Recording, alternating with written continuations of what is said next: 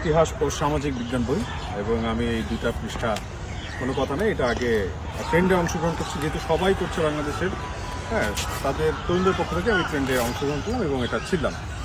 এখন ছিঁড়ে কী করবো, এটা মুঠো করলাম, মুঠো করে ফেলে দিলাম। হ্যাঁ, মানে ছিলেন কেন, এইটা হচ্ছে প্রশ্ন। ছিলাম কেন, তাহলে ছিলাম কেন এটাকে আগে আমাকে জানতে হবে ভালো করে, তাই তো? তো যেহেতু ফেলে দিয়েছি, এটাকে উঠানো ঠিক হবে? যেহেতু ঠিক হবে না, তারপরে হচ্ছে আমি উঠেছি। ওকে, এটার মধ্যে আসলে কি আছে আমি একটু পড়ি নাকি? অবশ্যই। না পড়ে যদি ছিঁড়ে ফেলি, ব্যাপারটা কেমন না? অবশ্যই। তাহলে হয়তো কেউ আমাকে প্রশ্ন করবে, তখন আমি উত্তর দিতে পারবো না। তো ছেলের আগে আমার জানা উচিত।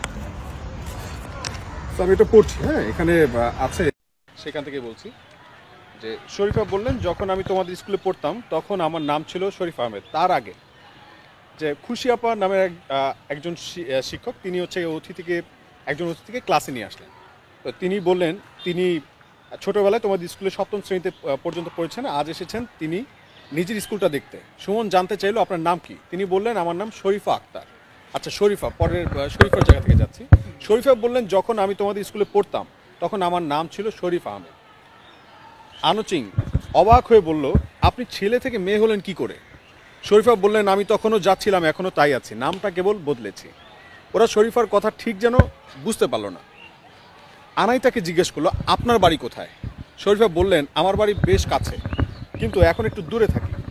আনাই মাথায় নেড়ে বলল, বুঝেছি, আমার পরিবার যেমন অন্য জায়গা থেকে এখানে এসেছে, আপনার পরিবারও তেমনি এখান থেকে অন্য জায়গায় চলে গিয়েছে। শরীফা বললেন, তা নয়, আমার পরিবার এখানেই আছে, আমি তাদের থেকে দূরে গিয়ে অচেনা মানুষদের সঙ্গে থাকতে শুরু করেছি। এখন সেটা আমার পরিবার। তাদের অবাক হতে দেখে শরীফা এবার নিজের জীবনের কথা বলতে শুরু করলেন।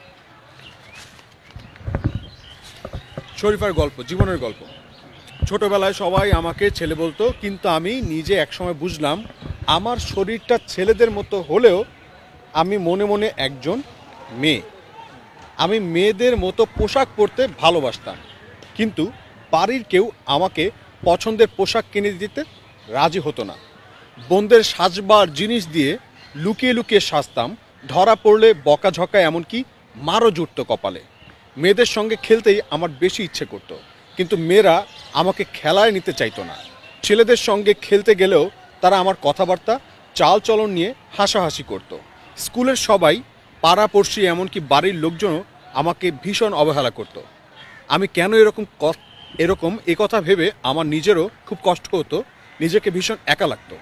একদিন এমন একজনের সঙ্গে পরিচয় হলো যাকে সমাজের সবাই মেয়ে বলে, কিন্তু সে নিজেকে ছেলে বলেই মনে করে। আমার মনে হলো এই মানুষটাও আমার মতন। সে আমাকে বলল, আমরা নারী বা পুরুষ নই, আমরা হলাম তৃতীয় লিঙ্গ, থার্ড জেন্ডার।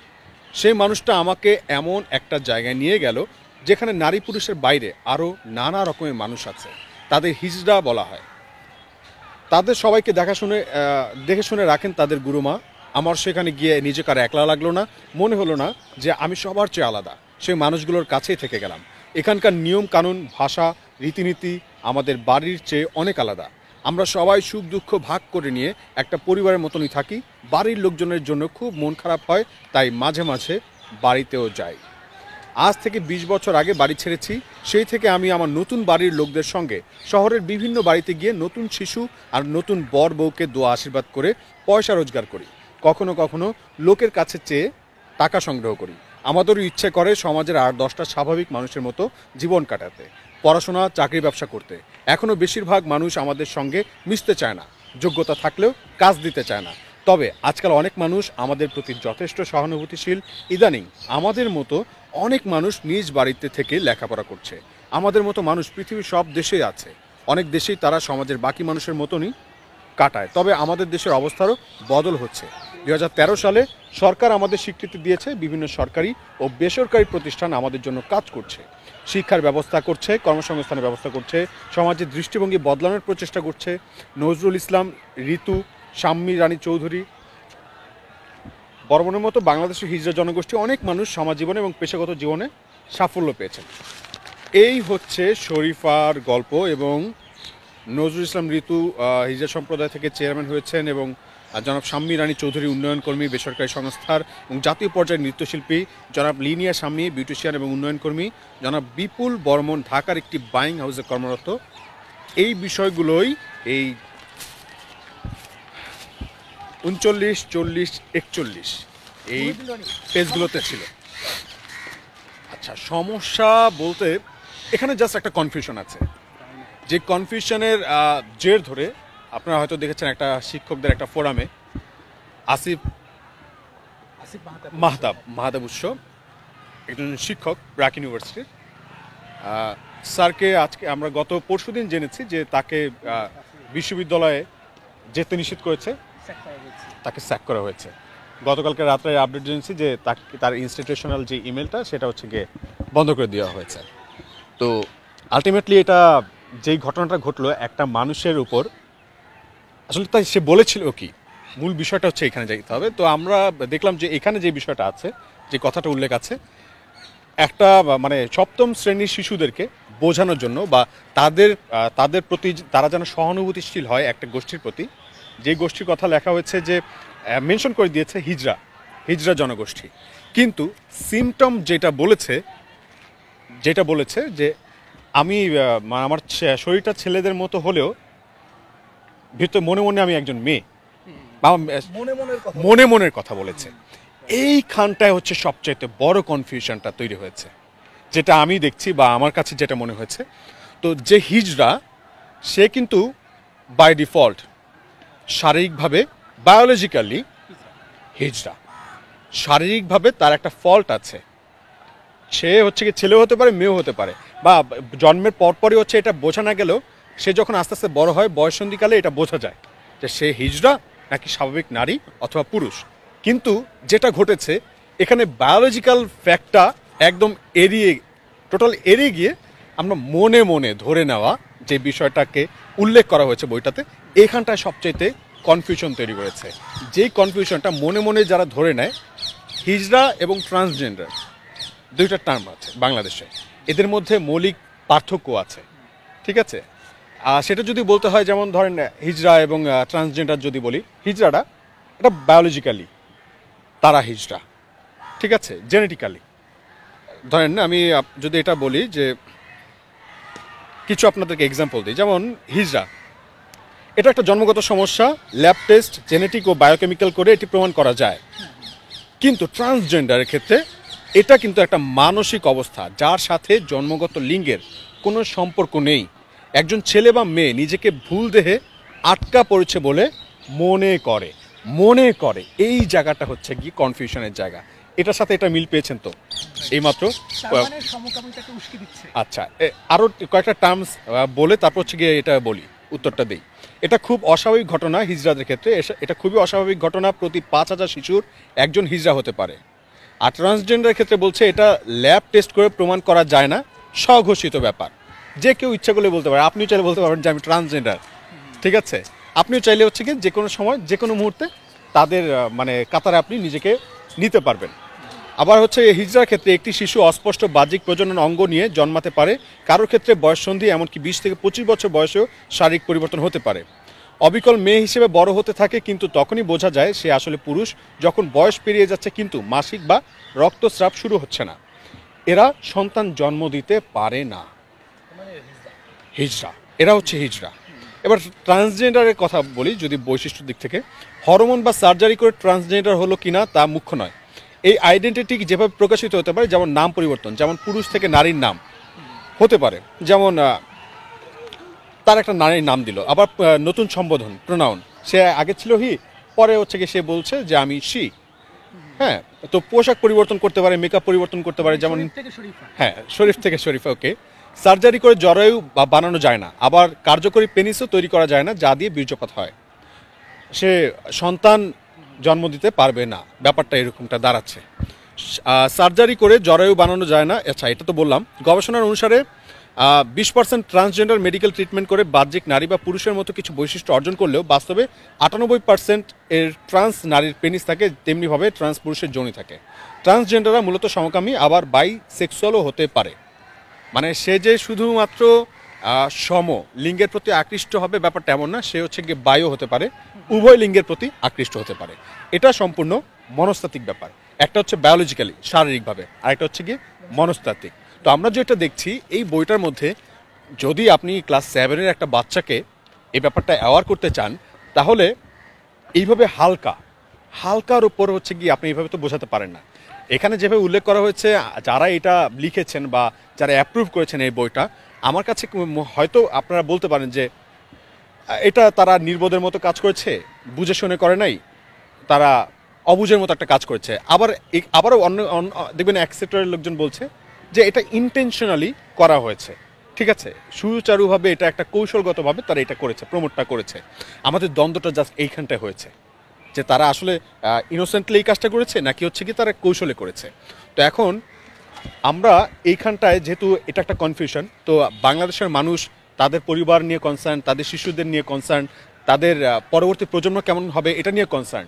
সেইখানটায় ধরেন একজন একটা মতবাদ প্রকাশ করেছে, বাংলাদেশের সমকামিতা প্রচার করার জন্য পৃথিবীর অনেক দেশ, অনেক ডোনার অর্গানাইজেশন, অনেক ফান্ড, অনেক দাতা সংস্থা, এনজিও, তারা বাংলাদেশে কাজ করে যাচ্ছে, অনেক বড় বড় সংস্থা।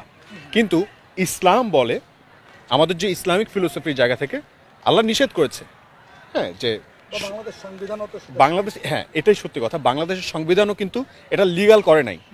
যতক্ষণ পর্যন্ত বাংলাদেশের সংবিধান লিগাল করছে না, লিগালাইজ করছে না ব্যাপারটাকে, সংবিধান অনুমতি দিচ্ছে না, ততক্ষণ পর্যন্ত বইয়ে কি বাংলাদেশের রাষ্ট্রের কোনো কিছুতে এই ব্যাপারটা ওইভাবে উপস্থাপন করা যাবে না। এটা বাংলাদেশের প্রেক্ষাপটে একদম নাজায়েজ কাজ, তাই না? কিন্তু বইটাই হয়েছে। এটা হচ্ছে বাংলাদেশের, এটা আমাদের স্কুল কলেজে পড়ে, ঠিক আছে, বাংলাদেশ সরকার কর্তৃক স্বীকৃত। তো এইটা হচ্ছে কনফিউশনের ব্যাপার। তো যে শিক্ষক তিনি ব্যাপারটার প্রতিবাদ জানিয়েছে যে আমার কাছে কনফিউশন হয়েছে, সেই বিধায় আমি একজন একটা মত প্রকাশ করেছে, মত প্রকাশের পাল্টা মত হতে পারে, সে তার অধিকার আছে যে এটা প্রতিবাদ জানানো, যে এটার ভিন্ন মত হতে পারে, ভিন্ন মতটা সে জানিয়েছে। তো প্রতিবাদের ভাষা হিসেবে সে এটা করেছে যে সে বইটা ছিঁড়েছে। হ্যাঁ, আপনার যদি এটার প্রতি কোনো ব্যাখ্যা থাকে, আপনি আবার পাল্টার একটা মত দেন, কিন্তু তাকে স্যাক করা, তাকে হচ্ছে গিয়ে চাকরিচ্যুত করা, তাকে তার অধিকারটাকে খর্ব করা এবং তাকে দমন করা, এবং এই ব্যাপারটায় যেন কি কথা না বলে, এইটায় তার মুখটা বন্ধ করে দেওয়া, এটা একটা ক্রাইম। একটা মানুষের মতাধিকার যেটা বলি, মতাধিকার আপনি খর্ব করছেন, মতের স্বাধীনতা আপনি হস্তক্ষেপ করছেন, নষ্ট করছেন, এটা একটা ক্রাইম। তো আমি আজকে এখানে যেই কথাটা এতক্ষণ যাবত দেখেছেন, যে যেহেতু এখন পর্যন্ত এই ব্যাপারটা, আমি মনে করছি যে আপনারা আমার সামনে বসেই দেখলেন, আমি পড়লাম ব্যাপারটা, কনফিউশন যদি থাকে আপনারা আলোচনা করেন, ব্যাপারটা নিয়ে দ্বিপাক্ষিক একটা আলোচনা হতে পারে। এইখানে এরকম ব্যাপারটা আদৌ এখানে থাকবে কিনা বইতে, নাকি থাকবে না, হ্যাঁ, বা থাকলেও কিভাবে থাকবে, বিভিন্নভাবে আমরা এটা উপস্থাপন করতে পারি, উপস্থাপন ভঙ্গিটা ডিফারেন্ট হতে পারে, কিন্তু এভাবে না যেটা কনফিউশন তৈরি করে।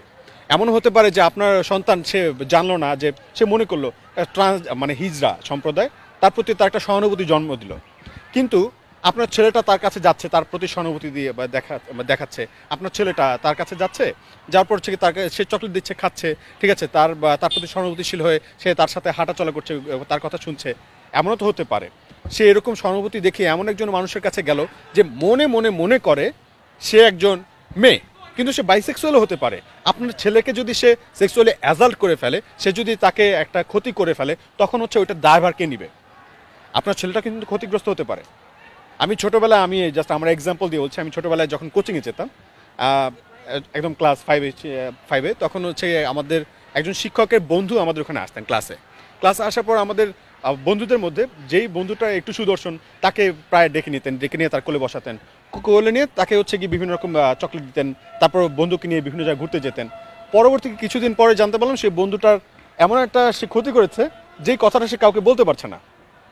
তা আমার কাছে ধরেন আমরা ক্লাসে বসে, আবার সে একদিন আসলো, সে প্রতিদিন একজনকে টার্গেট করছে, সবাইকে কোলে নিচ্ছে।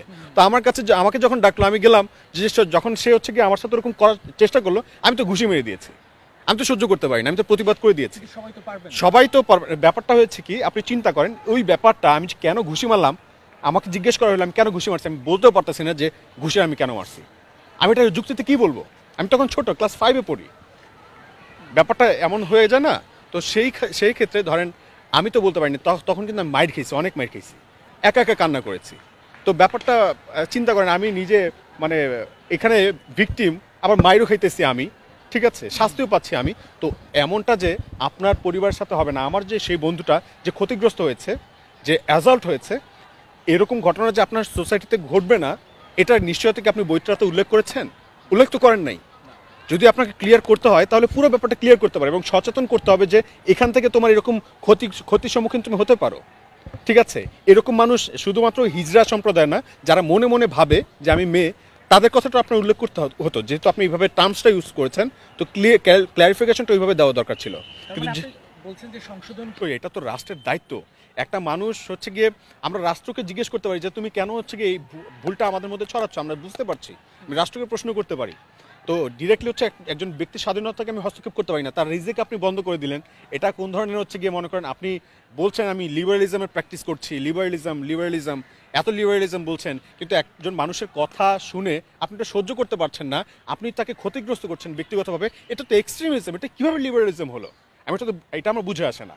আমাদের এই ব্যাপারটা সম্বন্ধে আমরা বলছি না এটাকে আপনি ছিঁড়ে পানিতে ফেলে দেন, ঠিক আছে, যতক্ষণ পর্যন্ত এটা মানে আমরা বলছি না এটা ক্লাসে আপনারা যারা শিক্ষক আছেন, দেশবাসীর সবার কাছে উদ্দেশ্য বলবো যে শিক্ষক আছেন যারা, ক্লাসে এটা পড়ানোর আগে আপনারা যারা হচ্ছে গিয়ে এটা আইন প্রণেতা, তাদের কাছে আপনারা আবার আবেদন করেন যে এটা রিভিউ করার জন্য। আমি বলবো যে এটা রিভিউ করেন বইটা, ঠিক আছে। আপনি সঠিক তথ্যটা ভালো করে দেন, যাতে হচ্ছে গিয়ে আমাদের দেশ ও জাতির স্বার্থে, পরবর্তী প্রজন্মের স্বার্থে এমন কোনো কনফিউশন আমাদের মধ্যে তৈরি না হয় এবং কেউ যেন এরকম ক্ষতিগ্রস্ত না হয়, যেমনটা আসিফ স্যার হয়েছেন, ঠিক আছে। এখন আমি তো আজকে আসিফ স্যারের পক্ষে, ডিরেক্টলি আমি বলছি আসিফ স্যারের পক্ষে, কিন্তু আমি এক্সট্রিমিজম না, আমি এক্সট্রিমিজমের প্র্যাকটিস করছি না, এক্সট্রিমিস্ট না।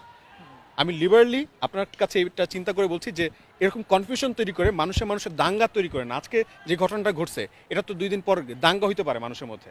আজকে চিন্তা করেন, আজকে আসিফ স্যারকে যেভাবে সবাই মিলে একটা ঘরের মধ্যে কুক্ষিগত করে রাখছে, জিম্মি করে রাখছে, আসিফ স্যারের ধরেন যে কেউ একটা ক্ষতি করলো, তখন বাংলাদেশের আপামর জনতা কিন্তু হচ্ছে গিয়ে দেখা যাবে কি, এই যে কমিউনিটির কথা বলেছে, মনে করবে এই কমিউনিটির মানুষ তাকে তার ক্ষতিটা করেছে, ঠিক আছে। তখন কি হবে, তখন ওই কমিউনিটির মানুষকে ধরে ধরে হচ্ছে গিয়ে বাংলাদেশের আপামর জনতা হচ্ছে গিয়ে হেনস্থা করবে, মেরে ফেলবে, এই করবে সেই করবে, যেমনটা অতীতে দেখা গিয়েছে।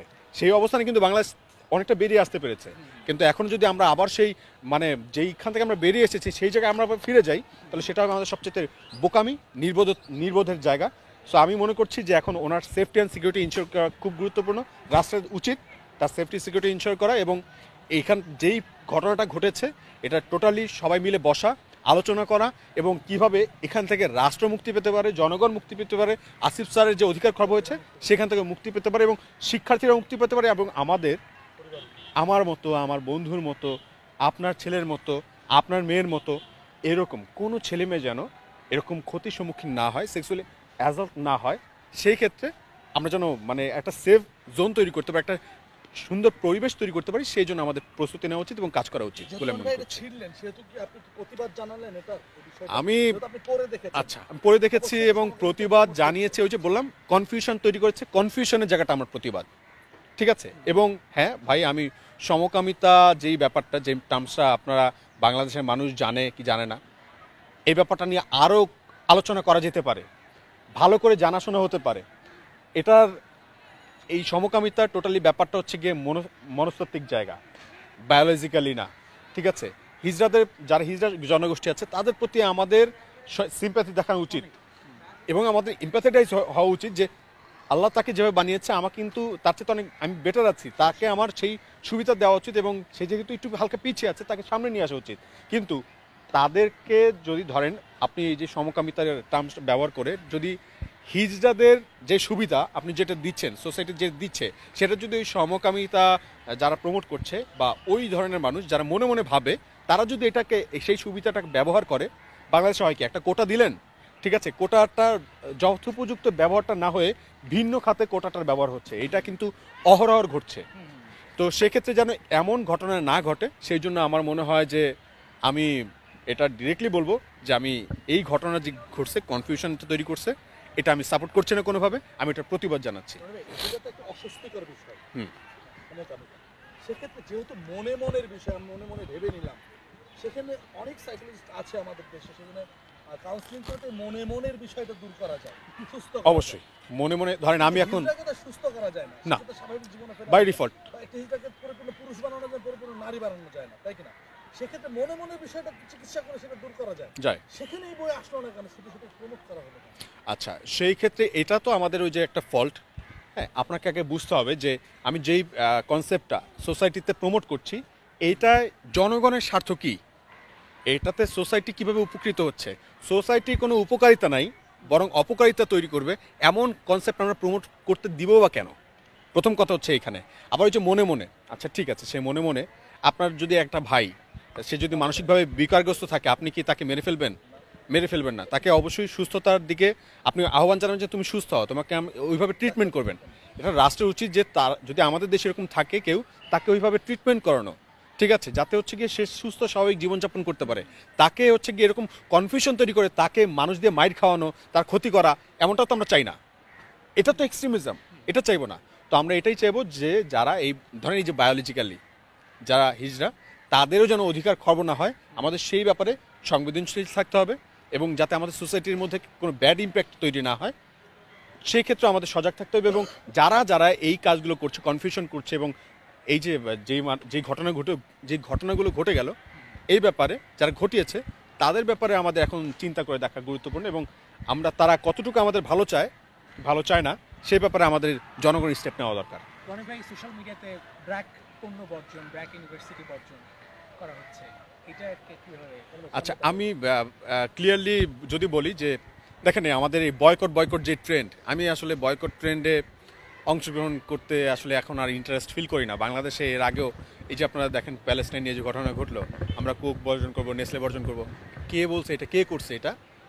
ঠিক আছে, খুব কম মানুষ করছে। এখন আপনার প্রত্যেকটা দোকানে দোকানে কোক আছে, প্রত্যেকটা দোকানে দোকানে নেসলে আছে, ম্যাগি আছে। ওই বয়কট এটা একটা জাস্ট হচ্ছে গিয়ে তাদেরকে উল্টো আরও নেগেটিভভাবে মার্কেটিং করে দেওয়া, তাদেরকে প্রমোট করা। তো আমি বয়কটের এটা বলবো না, যে বিকল্প ব্যবস্থা যদি আপনি তৈরি করতে না পারেন, বিকল্প ব্যবসা প্রতিষ্ঠান, বিকল্প প্রোডাক্ট, বিকল্প হচ্ছে কি আপনার যেই বিনিময় সিস্টেম, ঠিক আছে, বিকল্প পন্থা যদি আপনি অবলম্বন করতে না পারেন, তো বয়কটের যে খেলা, নেগেটিভ মার্কেটিংয়ের যেই একটা দুরভিসন্ধি যে একটা চক্রান্ত, এটা থেকে আপনি বের হয়ে আসেন। আমি বলবো বাংলাদেশের প্রত্যেকটা মানুষের উচিত বয়কট করার আগে আপনি এইরকম প্রোডাক্ট, আপনি আপনার তো নিত্য প্রয়োজনীয় দৈনন্দিন জীবনের সাথে এটা যুক্ত, এরকম বিকল্প রাস্তা তৈরি করে তারপর আপনি বয়কটটা করেন, ঠিক আছে? ওইটা হবে সবচেয়ে বড় বয়কট। আপনি একটা ব্যবসা প্রতিষ্ঠান তৈরি করেন, ঠিক আছে, বিকাশের মতো, আড়ংয়ের মতো, ঠিক আছে, যেরকম ব্র্যাকেট যে প্রোডাক্টগুলো আছে, যেরকম চ্যারিটি তারা করছে, আজকে তারা এই কাজগুলো যেহেতু করছে, তারা জনগণের কথা চিন্তা করছে না, তো জনগণ তাদের কথা চিন্তা না করে তারা নিজের একটা বিকল্প সিস্টেম তৈরি করে নিক। তখন দেখা যাবে খেলাটা কোথায় হয়। হ্যাঁ, তখন দেখা যাবে কি ভুলেও মানুষের উপকারের বদলে ক্ষতি যারা করছে তারা খুব অ্যালার্ট হয়ে যাবে, তার ক্ষতি করার চিন্তা করতেই পারবে না। এটা হচ্ছে আমাদের হচ্ছে গিয়ে প্রোটেস্ট, শক্তিশালী প্রোটেস্ট। কিন্তু আপনি যদি বয়কট খেলেন সোশ্যাল মিডিয়ায়, ওইটা শুধু সোশ্যাল মিডিয়ায় লোক দেখানো বয়কট হয়ে যাবে। এই যে পৃষ্ঠাটা ছেড়ার পর্যন্ত এটা সীমাবদ্ধ থাকবে, কিন্তু এটার হচ্ছে কার্যকারিতা দেশে ওইভাবে ইমপ্লিমেন্টটা হবে না। আমাদের ইম্প্যাক্ট হিসেবে যেটা দেখবো আমরা, সেটা খারাপ ইম্প্যাক্টটাই তৈরি হবে। সো আমি আজকে এটা দেখছেন, আমি এখন আপনারা কি ভাবছেন, আমি শুধু এটা মাটিতে ফেলে দিব? মাটিতে ফেলে দিলে এটা কেউ উঠাবে, কেউ একজন পড়বে, আমি চাই না সেটাও পড়ুক, ঠিক আছে? এখন এটা সুন্দর করে গিয়ে, যেহেতু এটা কনফিউশন তৈরি করছে, আমি চাইবো অবশ্যই এটা একটা যুগ উপযোগী এবং সময় উপযোগী, যেটা আমাদের জন্য প্রয়োজনীয়, সেই বিকল্প ব্যবস্থাটা তৈরি হোক অতি দ্রুত। এবং এটা আমি ফ্ল্যাশ করে দিব, আমি যেখানে সেখানে ফেলবো না, আমি এটা ফ্ল্যাশ করে দিব, যাতে হচ্ছে এটা নষ্ট হয়ে যায়।